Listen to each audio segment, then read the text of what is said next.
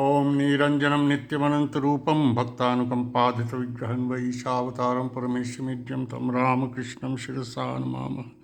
ओम नमः शिवाय, ओम नमः शिवाय, ओम नमः शिवाय।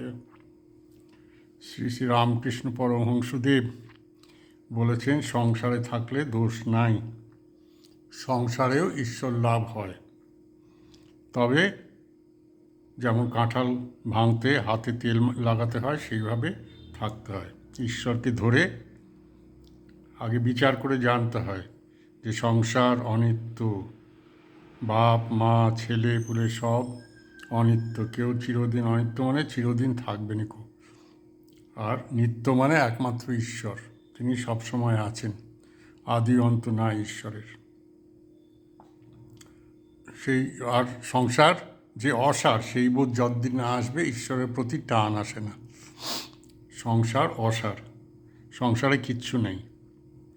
যেই রস, সংসারের রস যতদিন পাচ্ছে ততদিন সংসার ধরে থাকবে। রস ফুরিয়ে গেলে তখন সিমলা যাবে, দার্জিলিং যাবে, বেড়াতে যাবে কোথাও, আবার ঘুরে এসে যে কে সেই।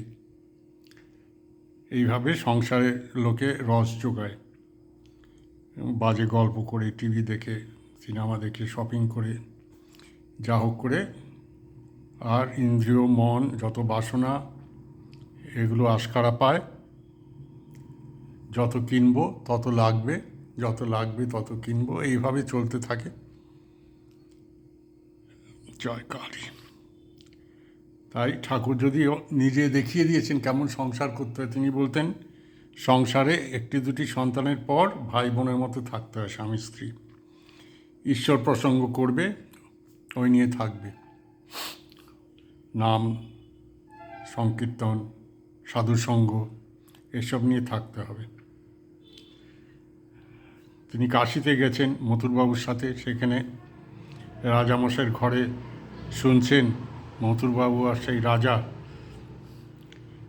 বিষয়ে কথা বলছে, কী করলে লাভ হয়, কী করলে লোকসান হয়, এসব কথা বলছেন। তখন ঠাকুর কাঁদছেন যে মা, আমি তো দক্ষিণেশ্বরেই ভালো ছিলুম, কেন এখানে আনলে আমাকে, এসব শুনতে হচ্ছে আমাকে। দক্ষিণেশ্বরে তবু দুটো ভগবানের ঈশ্বরের কথা শুনতাম, এখানে এসে বিষয়ীদের কথা শুনতে হচ্ছে। এরকম লোক যায় তীর্থ করতে, সবই করে, কিন্তু মাথার মধ্যে বিষয় থাকে সবসময়। ঠাকুর আরও বলতেন সংসারী লোকের টাকা পয়সা খুব প্রিয়, টাকা খসলে তাদের কষ্ট হয়। আমার কাছে আসে, টাকা লাগে না বলে আমার কাছে এত লোক আসে, জানো কেন আসে আমার কাছে?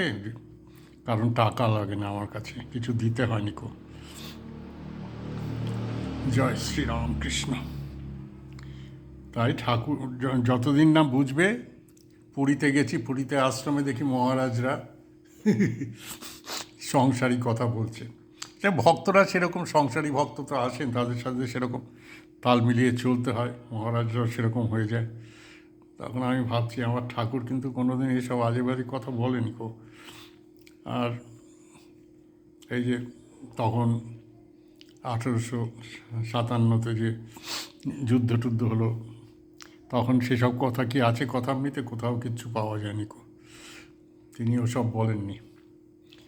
তিনি শুধু ঈশ্বর প্রসঙ্গ করেছেন, ঈশ্বর কী করে ঈশ্বর লাভ করা যায় সেটাই হলো উদ্দেশ্য। জীবের ঈশ্বর লাভ করা দরকার, ঈশ্বর লাভ করলেই মুক্তি। যতদিন না হচ্ছে সে ঘুরে ঘুরে আসতে হবে, যন্ত্রণা যত।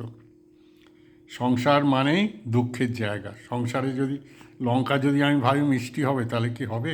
লঙ্কা ঝালই হবে, করলাও তিতাই হবে। সংসারও সেরকম, সংসারে কোনো দিন আনন্দ হয় না। সেই আনন্দ লোকে খুঁজে খুঁজে বার করে, কিছুদিন থাকে আবার চলে যায়। যেমন রসগোল্লা খেলে মুখে একটু স্বাদ রইল, তারপরে চলে গেল।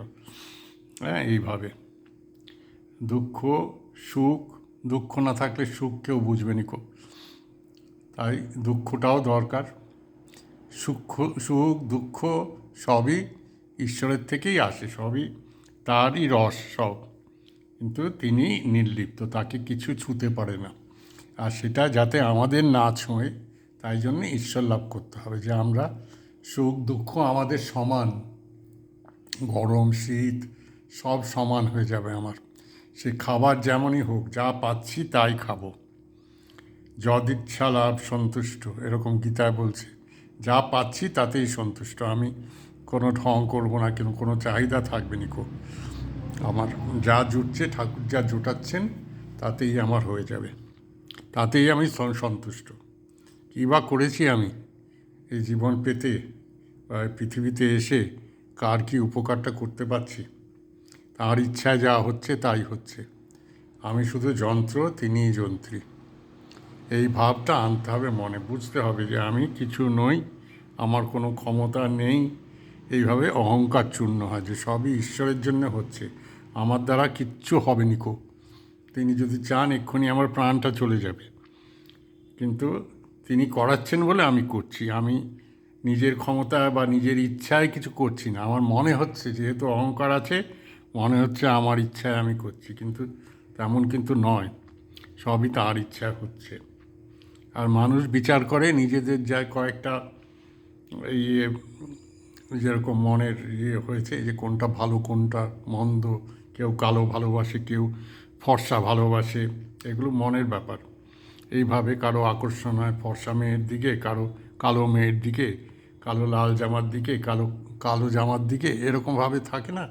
হ্যাঁ, এগুলো হলো মনের বিকার। এইসবের থেকে উপরে উঠতে হয়। তার ঈশ্বর লাভ হলে এসব কোনো বিচার থাকে না, যে সব সমান হয়ে গেছে, বাগানে সব ফুলই সমান, কোনো পার্থক্য নেই, কিন্তু আমাদের দেখার ভুল। যেমন বলে যে কাক, মানুষ দেখে কাক কালো, কিন্তু আসলে বিজ্ঞানীরা দেখেছেন যে কাকের রং অন্যরকম, অনেকটা বেগুনির মতো, সেই আমরা কিন্তু দেখতে পাই না। হ্যাঁ, এই হলো ব্যাপার। মানুষের চোখে কিছু হয় না। আর স্বামী স্ত্রী কী করবে? সবসময় ঈশ্বর প্রসঙ্গ করবে। দু একটি সন্তান হলে সে তাদের কর্ম করে যাবে, যেমন পালন করতে হয়, দেখাশোনা করতে হয়, ডিউটি, সেটা ঈশ্বরই দেবেন সেই বোধ, তিনিই করিয়ে নেবেন। আর নিজেরা বন্ধুর মতো থাকবেন দুজনে, ঈশ্বর প্রসঙ্গ নিয়ে থাকবেন, ঠাকুরের নাম করবেন, আনন্দে থাকবেন, নির্লিপ্ত হয়ে সংসার করতে হবে। তাহলে সংসারের থেকে কোনো ভয় নেই। আমরা যা করেছি, নিজের কথা বলছি, আমাদের এসব করেই জীবন কেটেছিল, যে ঈশ্বরের নাম করে, ঈশ্বরের সেবা করে, ঈশ্বরের কথা লীলা স্মরণ করে, ঠাকুরের কথা বই পড়ে, এসব নিয়ে অনেক আনন্দে জীবন কাটানো যায়।